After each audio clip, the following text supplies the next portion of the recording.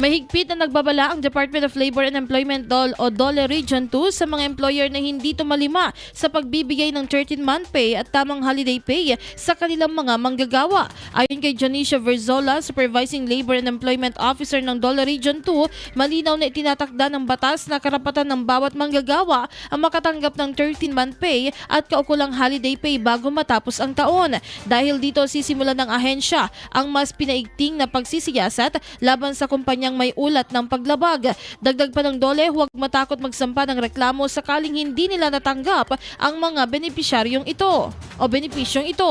Maaari na umanong gawin online ang pagsusumite ng reklamo sa opisyal na website ng DOLE upang maging mas mabilis at ligtas ang proseso. Kailangan lamang ilahad ang detalye ng reklamo at magsumite ng mga ebidensya gaya ng payslip at kontrata. Ayon pa kay Verzola, agad na magsasagawa ng inspection at monitoring ang DOLE sa mga kumpanyang may reklamo at ang mga employer na mapatutunayang lumabag ay maaaring patawan ng kaukulang parusa alinsunod sa umiiral na batas na sa paggawa. Samantala, pinayuhan din ng mga kumpanya na tiyaking maayos at kompleto ang kanilang dokumentasyon at mga resibo ng pagbabayad upang maiwasan ang hindi pagkakaunawaan sa pagitan ng employer at empleyado.